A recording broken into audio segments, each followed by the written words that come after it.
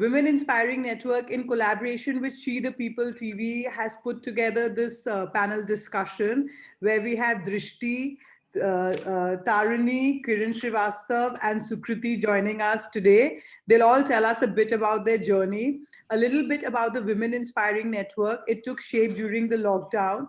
We've had a 10 million reach on our platform where we've collaborated by Business World and INOX for various series like the film series. So our film series with leading actors, filmmakers, censor board personalities have done extremely well. We also have an ongoing series called The Winning Minds, which is with leading female authors of the country. It's a bit about your journey and how you forayed into what you're doing currently. So tell us a bit about that. So, hi guys, my name is Drishti and I'm the co-founder at Granola. Granola is basically a health food brand that we launched amidst the pandemic. So I am not sure, but I believe I'm the youngest here because I've just completed my MBA and I'm like 23 years old. I started off this brand with my mom. Like we had a plan about it since a while, but I thought like once I complete my MBA, probably then, we should take this step ahead. And unfortunately, I would say the pandemic hit us hard and the launch kind of pushed apart for about 2 months.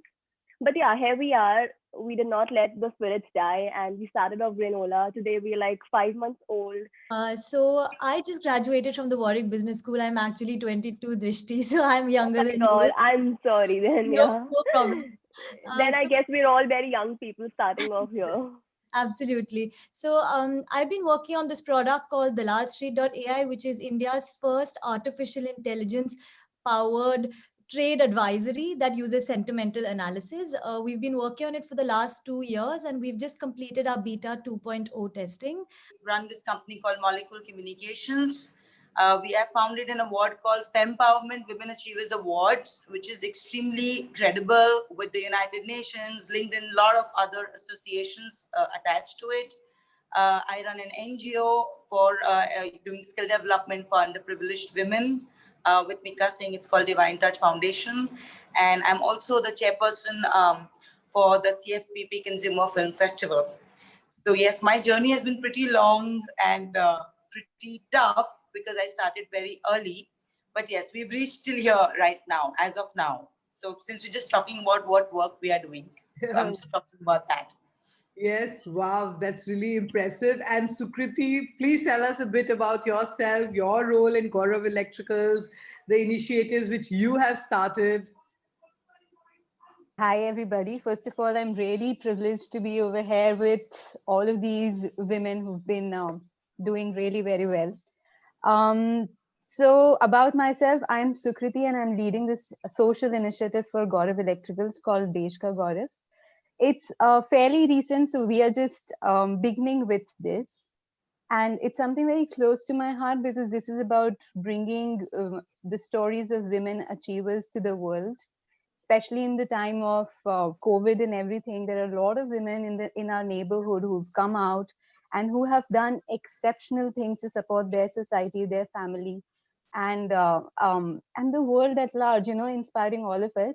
And I think women's stories, they need to be celebrated, and they need to be out there as loudly as possible so that other women can also get inspired and they can also chase their dreams. But tell us about an incident that changed your life. Producing a film, and we were shooting in Morocco with a 80 people team unit in a desert in Morocco. Okay, and I was betrayed by a lot of people to the extent that I had to choose the safety of my team first and blah blah blah. So I was in house arrest at that young age in Morocco because I was like trying to double up a lot of things because of people's mistakes or whatever.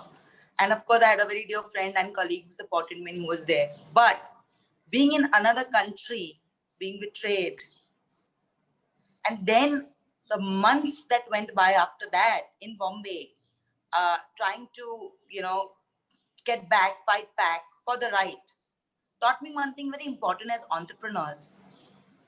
Yes, you should be ethical and you should not change your way of thinking and path, but that time I realized that you need to also be powerful enough to be able to protect yourself first.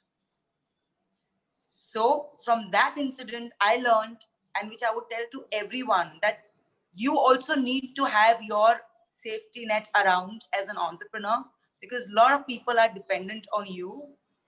And that after that day, I realized I need to know a lot of people. Till then, I was very chilled out that, oh, I just want to do my work.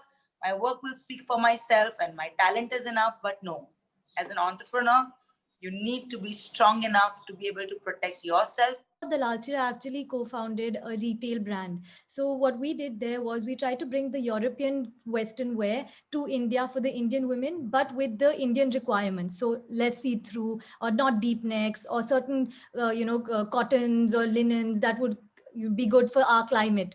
And because there was this whole trend, people fall into this mistake of going into the trend. So that time e-commerce was the trend, having online websites was the biggest trend. This was about 3 years ago. And we said that our target audience was above the age group of 35. And we said, oh, this is such a big trend. Everyone will buy online. Everyone's going to start shopping online. And we developed this whole business model to be online simply because it was the trend at that time.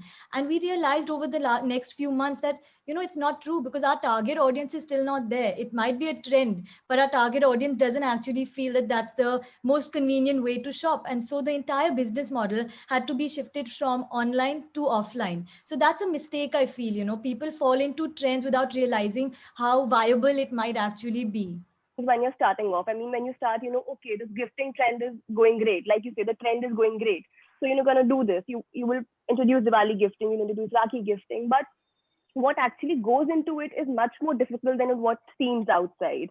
So that is something I feel that, you need to be prepared enough and you need to know things enough before starting off. An eureka moment when we really realize that we are more than the limitations. All the limitations are really in our head. And we break and we find that strength moment, and we actually realize we can do a number of things on our own, and we run our own. We can run the whole show on our own. And I want all of you to give us a winning message for our viewers. Like, just figure out what you want to do and find your own inner strength. I think this has been a very difficult time, for all of us in different ways. But it's also been a very meaningful time because we've all got time to introspect. So right now, to everybody, I would just say that power through and be strong. I don't have like an inspirational message for anyone out there who's listening or will listen. It would just be that, learn through your mistakes, learn each day, and never think that you know enough. You will never know enough. If you are even, 50 years down in your business, you will never know enough, and you need to keep evolving. You need to keep evolving your business model, your thought process, and that is how you're going to succeed in life. And never be disheartened with your failures. If you're not getting something you planned for, don't lose heart, and there's something better for you ahead, for sure. Tarini, Kiran. So I'm going to build on what Sukriti and Drishti did say. So I believe that the life we live is kind of what we did 3 to 5 years ago. And I can say that because I started my entrepreneurial journey when I was 17 years old. So I would say that upscale every day, just as Drishti said, you never know enough. Have a vision, have a sort of a vision of what you want to be as a person in the next 3 to 5 years, not what you want to do, but what you want to be. How knowledgeable do you want to be? What kind of life do you want to live? Because if you don't know where to go at, how do you get there? So you need to have some sort of vision or some sort of goal for the next 3 to 5 years. I would just say one thing which I really believe, and I don't know how this will come across, but my message to everybody, I don't know if it's a winning message or no, but I think it should be that you inspire yourself. Of course. Very important. And that is possible when you are consistent with your efforts. That's all what I can say. You inspire yourself. You basically need to be proud of the 10 years older self of yourself. You need to build somehow that, when you're 10 years older, you should look back and say, I did really well. Yeah, like I don't have any role model, Like I don't have any role model. When I look at myself, I feel, my God, wow.